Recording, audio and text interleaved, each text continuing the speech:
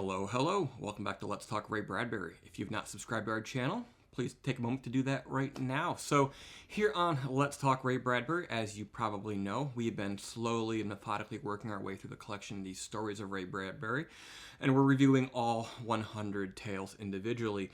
Today we are up to story number 81 of 100 in that collection, which is The Women from 1948.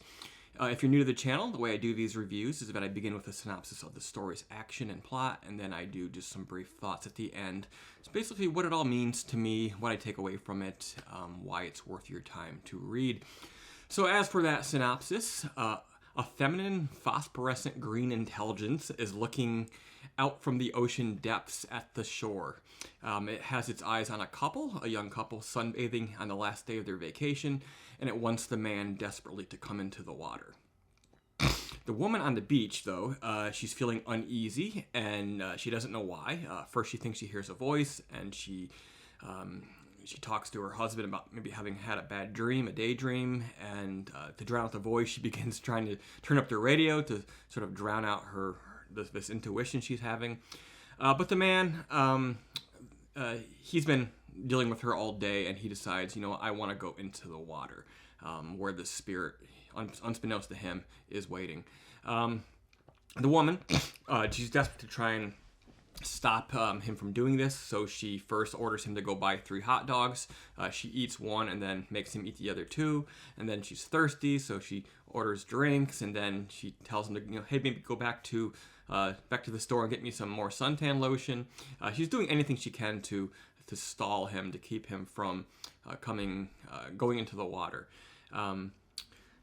After they've eaten all of this, she even says, you don't want to go in water too soon and get cramps, and what she knows is that there is actually a storm on the horizon. She's been watching the clouds build all day, and at last, it seems like they're going to be raindrops. He wants to go into the water, but she finally convinces him that, not today, and maybe we should go home a couple days early as well. And it does start to pour. So they pick up their blankets, and as they're walking away, the man swears that he sees a woman drowning in the ocean, and because it's late in the season, there's no lifeguards, and he dashes into the water to save her. But he is taken hold of by this phosphorescent green algae creature, this feminine personality, and he's pulled under and drowned very, very easily. The intelligence believes. Very frail, this man creature. And when she's done, she lets him go, lets him wash ashore where the woman is screaming. So this little tale is, I would say, beautifully suspenseful. Not a lot of plot. It's not sort of that type of story. It's more of like almost a tone poem, or something that's more about the sort of the vague emotion than anything else, than actual storytelling.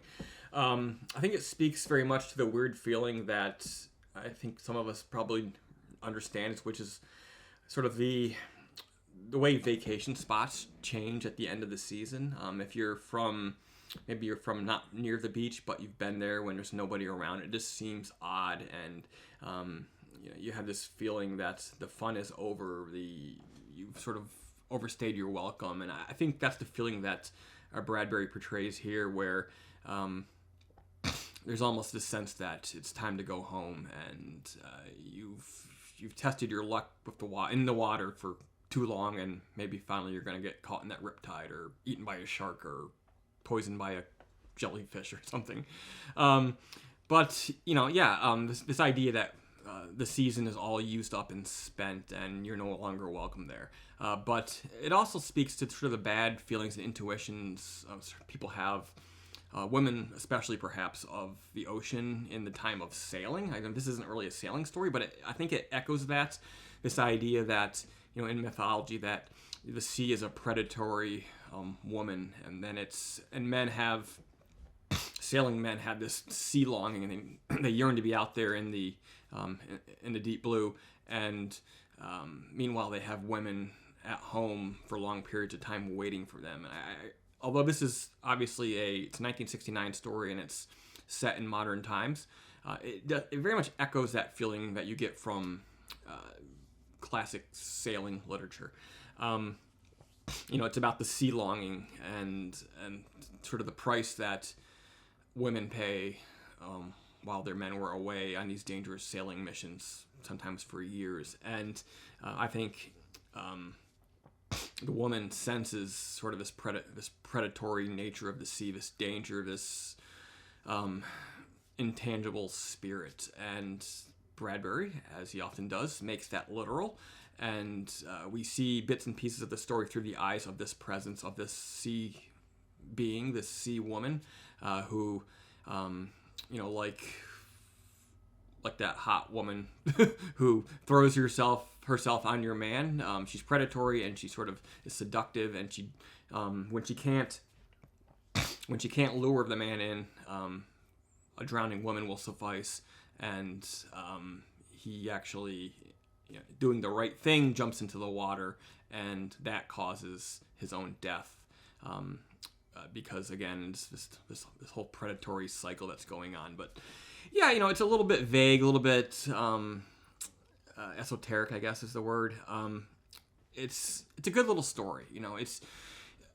It's more feeling than story. It's more thought and presence and mood, tension. It's all of those things done wonderfully by Bradbury yet again.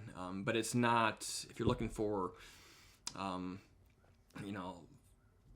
plot and resolution and all of that, you're not going to find much of that here. But just the same, it's a beautiful little tale about the sea and about its predatory nature and about the relationship with men and women have with this thing on our world that covers most of our world, and yet we still know so little about, and there's unseen dangers, and then also the way we personify them as being predators and spirits and beings and gods and all of that. And in this case, it's a woman who's trying to kill your man.